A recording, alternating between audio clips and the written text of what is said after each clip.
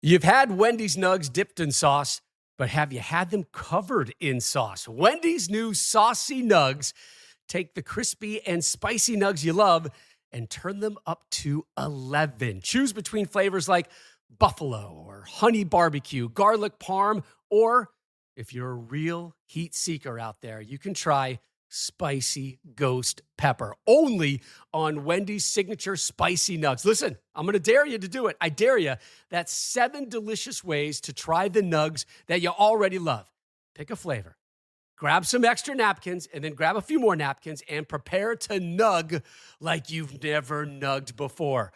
For a whole new way to nug, it's got to be Wendy's at participating U.S. Wendy's. Okay, let's do a quick stat readout from the game, Rob. Take us through a quick readout, and then we'll go into our next topic. Well, I mean, there's not a lot of stats to come off of this game like that we can really talk about. But I mean, I'll go through some of the basics here as the stat broadcast loads because it reset on me. Getting ready. Please wait. Come on, Florida State. All right, there we go. So Florida State beats Cal 14-19. Mendoza 22 of 36. That might be his career high in passing attempts. I'll have to go take a look if it is. But it feels like it. 303 yards, 1 interception, a completion percentage of 61%, and 126.3 for a quarterback rating. DJ 16 of 27, 177 yards, 1 touchdown, 1 INT. 59% completion percentage, quarterback rating of 119. Jay Knott, 16 carries for 73 yards, no touchdowns, an average of 4.6. Javian Thomas, 7 carries, 26 yards, average of 3.7. Florida State, of course, didn't have Roydell Williams, but they had Lawrence Toafili, who had 80 yards on 17 attempts and a touchdown. Receiving wise, Mason Starling, 5 catches for 68 yards. Jay Knott, 4 catches for 6 yards. Corey Dyches, 3 catches for 56. And Isaiah Hunter, 2 catches for 39. Of course, 34 of those 39 yards came on that 1 catch in the fourth quarter on that drive. And then for Florida State, Ja'Kai Douglas, 4 catches, 86 yards, and the touchdown that won Florida State the game. In terms of defense, Kade Olave led the way, 11 tackles, half a sack, half a tackle for loss. Teddy Buchanan, 9 tackles, half a tackle for loss, and 1 quarterback hurry. Miles Williams with 1.5 tackles for loss and an interception. And that's pretty much it from a stats perspective. I mean, I could read the special team stats, but I mean, I'm pretty sure we'll talk about that at some point. So yeah, I think so. All right, let's jump into red zone, what I've called red zone, no end zone. That's a good one.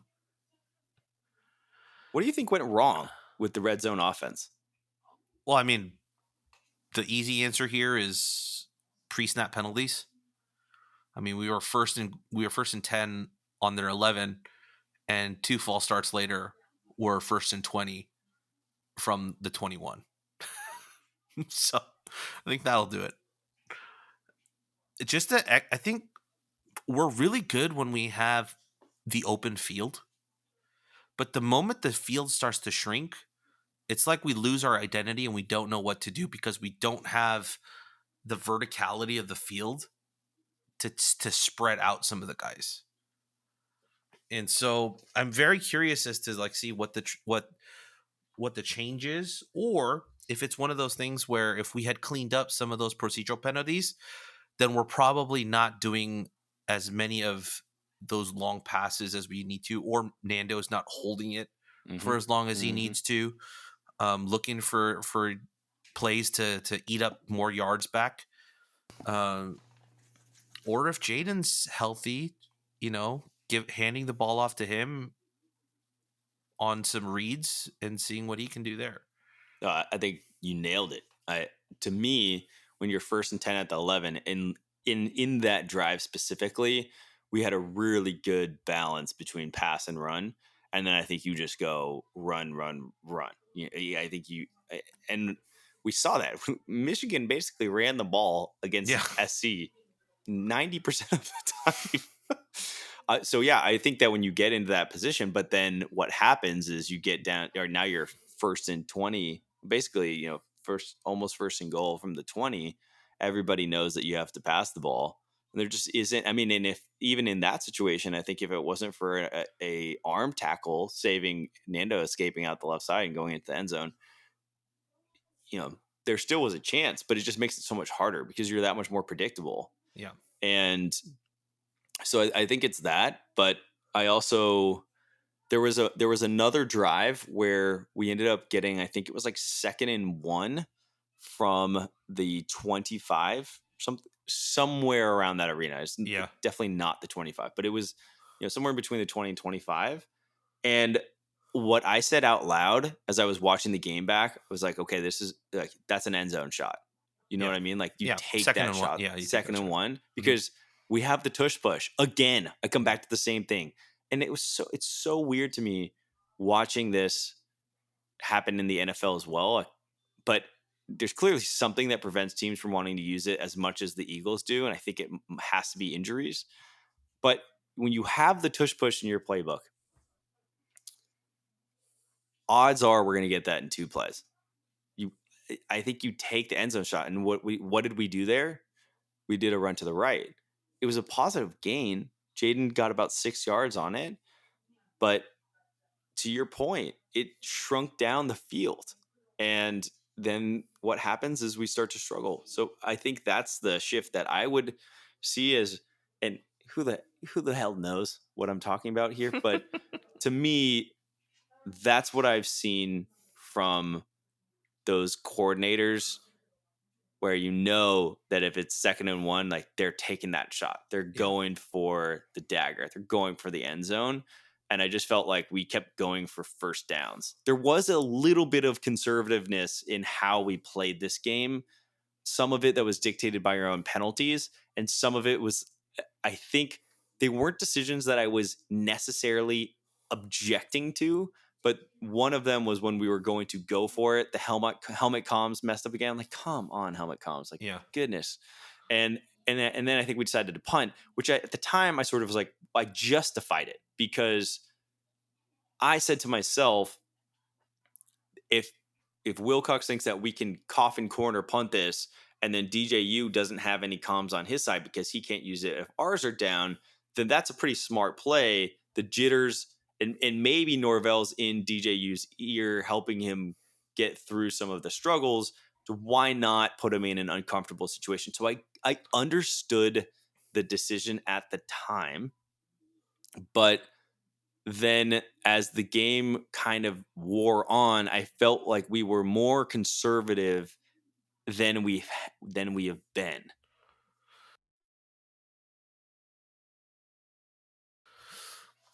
I mean, it's a fine line between being conservative and wanting ball control and trying to play time of possession, right? And I think that's the juggling act that we had in the second half. Of like, once we had the lead, it was like, okay, if we can score, we'll score and up it. But like, it just felt like a game where our offense wasn't really doing anything past the 45-yard line. And so we were just trying to milk the clock down as much as possible because they basically weren't getting past our 50-yard line. So just trying to maintain that to the end of the game, except it wasn't maintained until the end of the game. Like a couple of those, like at the end, I think the second to last drive, like this is where I get my frustrations. Actually, no, let me go back. Let me talk about the offensive line for a little bit because that's kind of what we're talking about right now and the pre-snap penalties. One of the questions I have, and I want to get your answer on this too. We played Vadakani and we played Will McDonald, right? Vadakani hasn't played all year. I think McDonald played in game 1. I can't remember for sure. But either way, he hasn't played in like 2-3 weeks, right? Would it have been better if we played the same 5 guys that we have been playing the last 3 weeks versus upping our talent by inserting McDonald and Vadakani, who have not played in close to a month?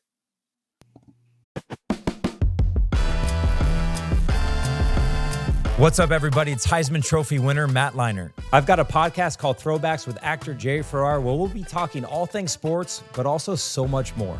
We'll give you the behind-the-scenes stories from my days as the quarterback on an iconic college football team to Jerry's days as a star on an iconic TV series. So subscribe to Throwbacks wherever you download your podcast and follow us on all social media at Throwback Show. The journey to a smoke-free future can be a long and winding road, but if you're ready for a change, consider taking Zyn for a spin. Zyn nicotine pouches offer a fresh way to discover your nicotine satisfaction. Anywhere, anytime. No smoke, no spit, and no lingering odor. Get in gear with the Zyn 10 Challenge and enjoy 10 smoke-free, spit-free days for just $5.95. Order online and start your new journey today. Warning, this product contains nicotine. Nicotine is an addictive chemical. It's a tough. Who knows? Yeah. I mean, that's what I was talking to a couple guys about that. I was like, was that the risk that we took that just resulted in a lot of this communication issues because these guys just have not played games together, right? Would we have preferred the communication be more spot on versus the talent level being raised? I think if you're going to play that what if game, though, what I would say to you there is you could also play that and look at the Memphis game and say, if Florida State, to your point that you made on our previous podcast when we were previewing Florida State, didn't have their homecoming and their students show up an hour before the game in the student section and the stadium wasn't as loud. You know, if you got the Memphis crowd for a Cal game, do we have those issues? I mean, I think there was a real sense that it was very loud there. Yeah. I mean, we had a text coming in from a buddy of ours who was there, and he was like, this is the student section here is louder than it was at Auburn. So, but yeah, so that's one of the things I was thinking about as I rewatched some of the highlights. Like, is that if I mean hypothetically, let's say Herbert, I'm going to use it with the Chargers. He's hurt for 2 weeks, and then you have your backup in, and he's ready to come back, but you've won 2 weeks in a row. Where's your decision? Are you going to play Herbert, or are you going to play the guy that won you the last 2 games? Yeah, exact same question, right? It's just, yeah. Do you play the rhythm guy or do you raise the ceiling? And so that's one of the questions I had. Second thing was the thing that frustrated me. You know, we have a lot of questions about the Blesh and the offensive line that we'll get to here and also in Golden Tweets. But that second to last drive, right? Our first 2 plays, we need to get down the field. Like, that's clear, right? That's clear as day. We need to get down the field because we're losing. But our first 2 plays are either, I couldn't tell if they were designed like checkdowns or if they were like designed halfback screens, but they were designed like both the first and second down was straight up throws all the way out to the sideline to Jaden Ott twice that resulted in a nothing burger, or I think a loss on one of those plays. Why are we going side to side when we know we need to get downfield? Like, knowing that though it's not like, you know, it's like a comeback route where he's going to gain 3 or 4 yards, right? Like eating up anything. You're throwing the ball to him at the line of scrimmage or behind the line of scrimmage, and then asking him to make a play to get yards. Granted, Jaden coming off his injury over the last couple of weeks definitely looked like he got his game legs back in the second half that he did not have in the first half. He was making a lot more cuts, but his vision, I don't think, had come back in this game at all, because there were a bunch of times where we were running him and, you know, we see, and he usually sees like open field to the right, but he's like cutting straight into the just the mound of people instead of, you know, back cutting and taking off. And he also didn't have that last burst to just kind of get away from people, which we've seen him do so much. I get that we're trying to get our ball in the best player's hands, but like that just seemed inefficient. And then like on that drive and a few of those drives too, like hero ball is what saved us. Like hero ball is what kept those drives going and not the consistent operation of an offense. Nando running for 16 yards on third down because a play wipes out, you know, the middle of the field. He barely gets got there. away from. Yeah. 3 or 4 defenders. Andries reeling in a fourth down catch with a guy draped over him. 4th and 13. Yeah. Nizia catching a full extension, turned around Odell Beckham style catch to go down 34 yards down the field. Like, I know we need those moments to win, but we shouldn't need those types of moments to merely compete. And that was my biggest frustration here. Like, why is it always hero ball needed? Like, of course, those hero ball moments are great for a fan, but it's not what you want. It's not something that you can consistently operate out of if you want to run an offense. Okay, so this is one of the questions that I had, and we'll just use this as a transition point to the next segment. I'm calling this issue non-issue, and what it is taking a part of our team and then looking at it and projecting across the season. Sure. So one of them was the offense. Is the offense under Blesh because what you're asking to me is for an offense that scores 30 plus points a game. You're saying, hey, I want to have something here that is more a part of a system than it feels like one-off. There's like the method and then there's the madness. And you're saying we've been living in the madness. Yeah. So issue, non-issue. Like, and what I mean by defining issue and non-issue, issue, I'm concerned about this going forward for the rest of the year. Non-issue, I'm writing it off. I'm feeling good about it as soon as Miami game comes. Okay. I'm going to say issue, but it's fixable. It's a fixable issue. But it is something that I'm going to keep an eye on and look at every single game for the rest of the season. Well, remember the second podcast of the year, I said something along the lines of, should we have been asking different questions? Or maybe it was after the first podcast. Should we have been asking different questions in camp when we were talking about Blesh as the offensive coordinator versus what the offense looked like? And so my main question for you then is, you saw the offense get installed. Yeah. How is it met or exceeded or underperformed against those expectations? That's a great question. But it's so hard for me to answer because one, I know what the playbook kind of looks like, right? I know what we're trying to accomplish, but the playbook isn't the same, and the game plan for every opponent isn't the same. We're gonna try. It's matchup based, right? Like we're gonna look at the tape. We're gonna see where we can exploit them, and that's the offensive playbook that we're gonna try and work. Or we're gonna pick out plays out of our playbook that can exploit their defense and what their weaknesses are.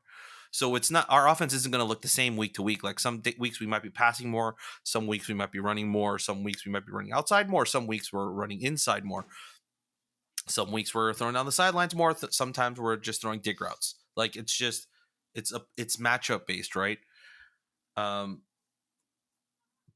so I can't tell you from a big picture perspective if this fits, or a small picture perspective, if the offense as of right now fits what I envision the offense to be. But I think the skeleton of what I saw in fall camp is there through the first 4 weeks. I think now the issue is, and I'm going to shout out Jesse here because I was texting with him earlier today about this. The issue is, I think, is not having all of the personnel that might help this offense reach its potential. I think getting Merriweather or a Grays back that can take the top off a defense will drastically help this team, particularly with the size that Merriweather has and the agility that Grays has in getting separation. I don't think we have that type of wide receiver on our roster. So like that's why Brady's playing out there, but he's a little bit undersized to play fully out there. Mikey's, they're kind of moving him everywhere. Josiah Martin's out there as well as a freshman, and he has to do like pre-snap motions, which resulted in, I think, 2 illegal shifts before the snap too.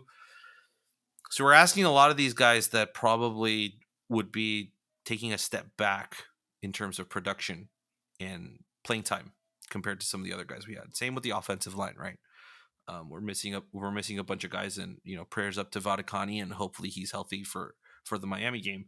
But like, we haven't had probably our best offensive lineman through the first 3 weeks of the season as well. So, and then of course we haven't had our best overall player and running back for the last 2.5 weeks. So maybe this is what the offense is and can only be when we don't have all our parts. And that's kind of what the reset has to be. But it definitely should be better than this, than what we saw at Florida State.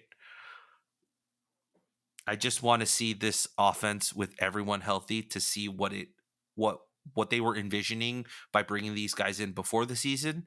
And hopefully we see that for a longer period during the season. Agree. You don't always get that. You don't. That was Nam's thing, like, too, when I was talking to him. It's like, he wasn't talking about the offense specifically, but what he was saying was like, I just want to see a Wilcox season without the what ifs. We really haven't gotten one of those. Like, there's always a what if. COVID, what if? Chase getting, the collarbone broken, what if? Like, there's just so many what ifs. And it's just like, could we? To me, it's a depth issue. It is. It's not like any other program in the country isn't going through the same level of adversity over time, but they have the depth to be able to replace, so you don't have the what if. I guess particularly for higher elite teams, right? Yeah. Yeah. I'm sure there's a lot of mid-level teams that have a lot of what ifs. Yeah. But if you have the depth, then you don't have to be left asking that. Yeah. And that's what I think this team has. This isn't a what if loss for me. You can play that game. This is not the one. This is a what if loss at the end of the season. I don't think this is a what if loss like right now. I guess like what I mean by that is like, damn, like what if we had won Florida State? Like we'd be at 8 wins instead of 7 wins, or we'd be at 9 wins instead of 8 wins. Like that's where the what if game plays into this. But the game as a whole, it's like there's no real what if because we just weren't good enough. Yep, I agree. Okay, well, issue, non-issue. Offensive line.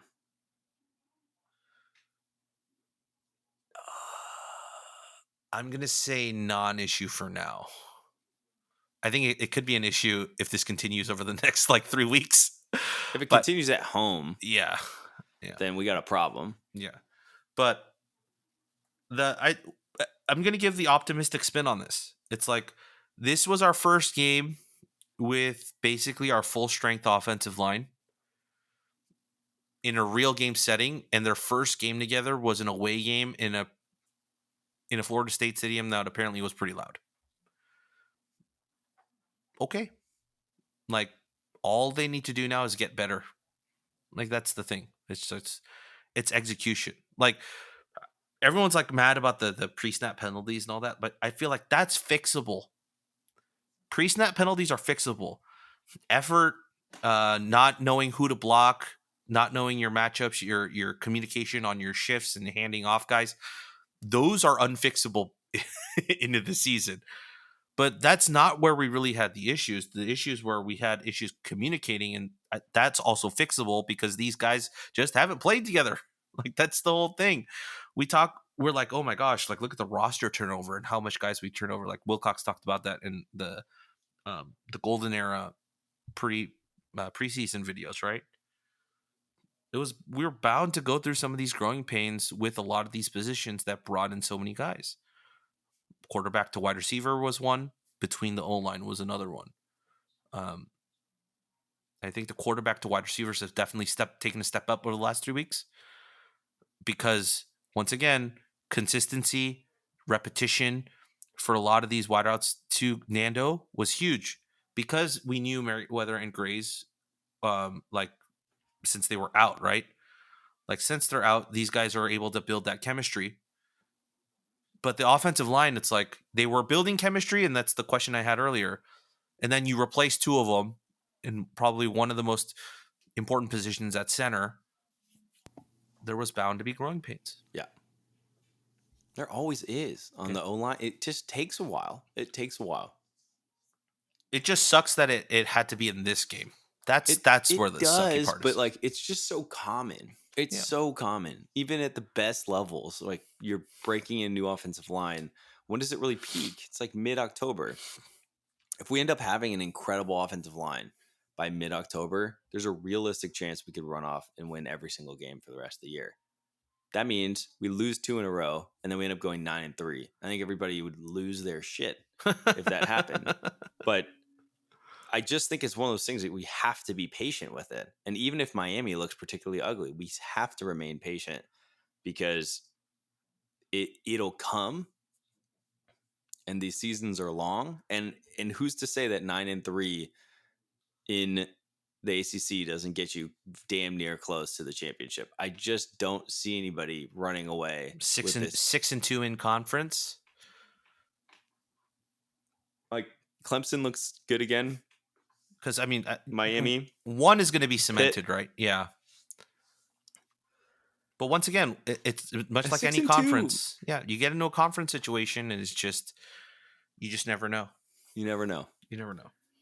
All right, issue, non-issue, last one. Special teams, non-issue. Still, I'm a firm believer in it. So what happened? One of them looked like it was blocked. The last one was blocked, and it's registered in the stat broadcast as a block. So that's not on Ryan. That's on the special teams and the blocking scheme. Someone just let a guy through. 2 guys. 2 guys. Yeah. Both of them. Yeah. I'm looking at the one that actually got the hand on it, but yeah. But yeah. So for me it's a non-issue because of that. So everyone talks about that stat line of like he's 5-11 on the season, right? Much like any position on the roster, I need to see week to week improvement. Okay.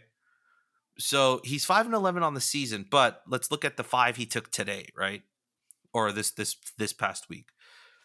The blocked one's not on him, so let's just remove that, right? Just him as a kicker, right? I'm not talking about the special teams, just him as a kicker. Block one's not on him, remove that.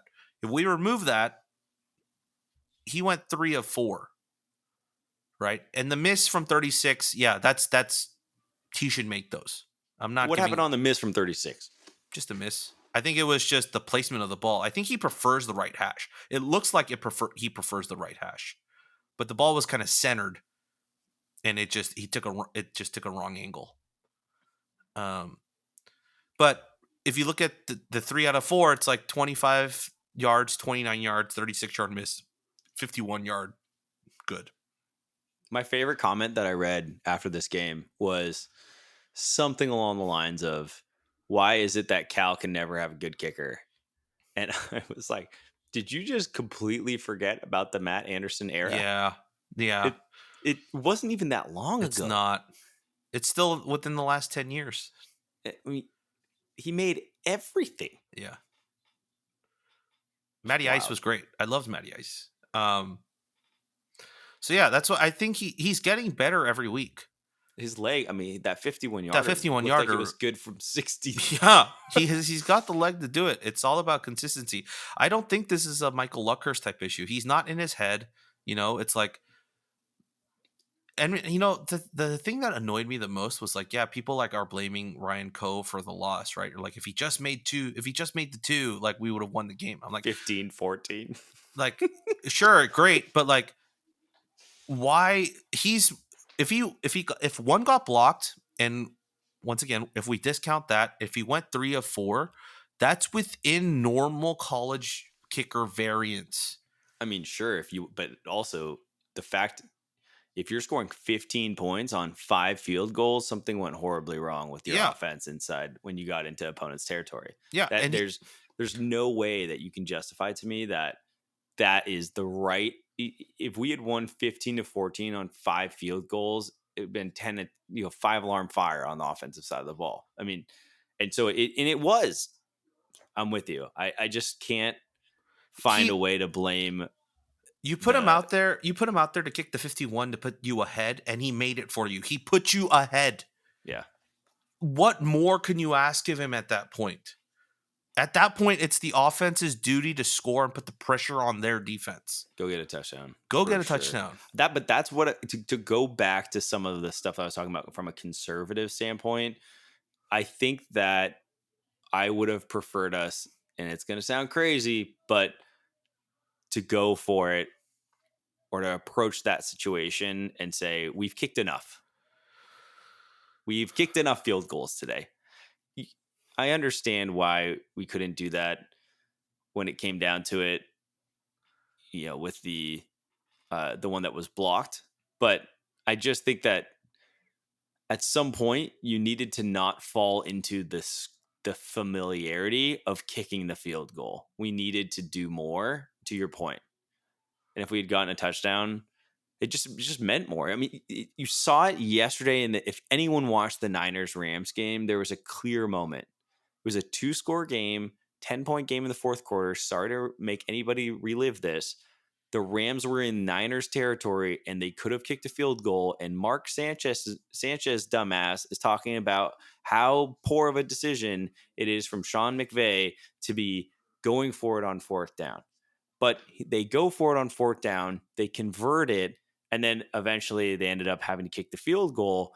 But it was that decision. Obviously, they had the fake punt as well mixed in there. But it was that decision to me that signaled he wanted to go for the touchdown. He knew that the game wasn't going to be won by field goals. And yet, even though they got the result of the field goal, he was pursuing something greater. What I felt like when I talked about conservative is we settled too much for what we got, and we didn't push the envelope searching for that score that would have really been the difference in the game. I agree. I think the only like devil's advocate point I would make on that is the way the defense was playing against this Florida State offense might have given you the analytics to say that you were going to get the ball back a couple more times. Like it was they were going to go 3 and out, or you could trust the defense to get you in a couple extra possessions, not on turnovers, but even just on 3 and outs in the game. But that, I think the killer, of course, was that second touchdown drive for Florida State. I think just if we had gotten the ball back off that drive instead of giving up the points, I think we come down. Even if we had scored another field goal, I think that pretty much wraps up that game. Versus like us having to start to chase that game when our offense hadn't been able to find the end zone. If you keep good teams, like Kyle said it yesterday, if you keep good teams around long enough, they're going to have the hope. Mm-hmm. And we said it at the beginning of the podcast, it's the hope that kills you. Yep. It can kill you in multiple ways. In this case, we just gave them too much hope for too long. Yep. All right, players of the game, offense, defense. All right. Do you have one? You kind of already gave away your defensive one. So Xavier Carlton's my defensive player of the week. Yeah, he was stellar. And Dyches is my offensive player. Ooh, good pick. Good pick. I really liked it because we called it out and we're like, oh, we can see the potential here. Yeah. And then it felt he's just gotten better every single week. Mm-hmm. It continues to get better. There's nothing more fun to watch than that. I think defensively, I'll go with Nate Burrell. Just looking at the stat line, he had a sack and a tackle for loss and 3 tackles. I think that once again, we talked about this earlier. The defensive line was very good against, in terms of a recruiting like stars standpoint, a very high offensive line talent group. Like that's. I'll say that. I'll say one more thing after I pick my offensive guy. But I think offensively, oh man, I kind of want to go Dyches too. But I'll go with Nizia just because he showed out again and just that highlight reel, catch. Just I feel like he has one every single game now, and we're just kind of dependent on it. But yeah, going back to what I was going to say, I think if we want to look at this game a little more optimistically, this game and the Auburn game, both of these teams recruit at a very, very high level, a very elite tier level in terms of the recruits that they bring in via high school and in the transfer portal. It bodes very well if we can get some things in rhythm for the rest of the year that we can keep up with these guys. Like years past, our defensive line was not getting any pressure on the pocket, not even the quarterback, just no pressure on the pocket. Mm-hmm. You're looking at this game, we are collapsing that pocket real quick. Did we go 4 or 5 conference games straight last season without a sack? Yeah. And we're doing that now. And then also, like, the thing we also didn't talk about was, like, David Reese probably got his largest, like, run of snaps in this game. He looked like he wasn't 100% in this game either, but the fact that he's playing means that he's revving back up to get to that point. So you add him back into the mix, and then Ricky Correa, who also did not play in this game because he was hurt, are probably our best inside defensive lineman.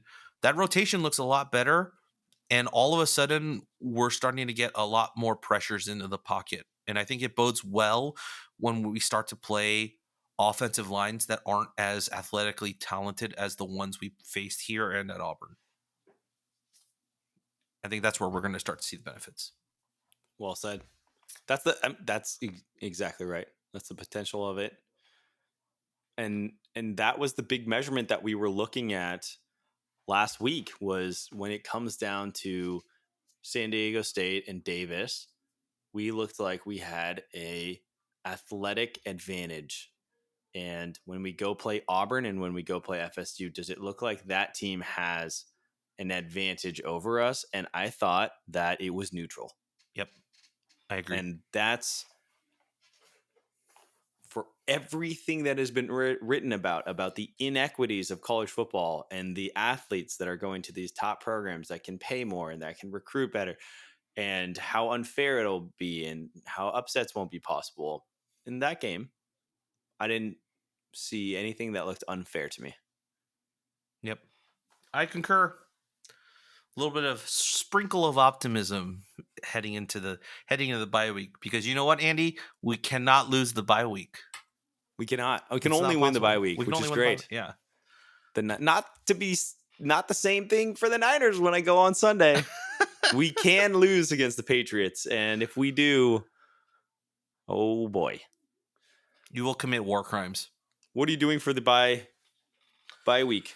I got nothing planned as of right now. I might just sit back and watch some college football at home. Bama, Georgia. Maybe that one, yeah. I do want to watch the Miami, because they play Virginia Tech, I think, Friday night. So I want to see if that's because Miami, looking ahead a little bit, Miami did play South Florida pretty close, like in the first half. I was talking to our friend Sean McNally, and he was like, it was getting pretty dicey. It was getting pretty dicey in the first half. But then they started to pull away. So I'm interested to see when they start playing ACC teams that they've played before, like, is there a little bit more chippiness? Is there a bit more of the unknown factor going into this game? Did they lose to Virginia Tech last year on the knee play? They did. Oh, that was wasn't that Wake Forest? It was Wake Forest. I think that was Wake Forest. But yeah, they did lose that game. That's why it was hilarious. So, look, here's my thing, right? Mario Cristobal, as you said, always has that one game where he just makes stupid coaching decisions, and his team just plays terribly. I hope it's in 2 weeks. Yeah. Save it. Look, man, 7:30 kick from a team coming from the East Coast. I know. I can't believe they even that's a 10:30. That's so ridiculous. 10:30 body clock. Halftime, you're going to come out at halftime and you're going to be playing a game at midnight for your body clock. Not only that, I looked at the weather report for Miami this week, right? Miami this week, lows. The lowest it'll hit all week is 79 degrees. Versus Berkeley, California this week, the lowest it'll hit is 55. That's a 25-degree jump or drop in temperature. I guarantee you those guys standing on the sidelines are going to feel it. You're going to feel it. It's just, if you're standing there with not doing anything. I'm not going to lie. The 7:30 It feels unfair. Yeah. It feels very unfair for an East Coast team. I would be saying the same thing if we had to play a game at 9:30 a.m. Yeah, absolutely. But yeah, We'll take it. 2 weeks from now. So we'll have a bye week, Andy. You and I will win the bye week. Undefeated in a bye week so far. Undefeated in a bye week, yeah. Coming out of bye week's different, but we have won a bye week. We always win the bye week. Anything else? Are we good? That's it? All right. That's it for the Golden Bear Cast. If you're listening to us, you know where to find us. You can get at us on Twitter at Golden Bear Cast. You can email us goldenbearcast@gmail.com. And you can find all our written stuff over at writeforcalifornia.com. I don't think I missed anything. But as always, go Bears. Go Bears.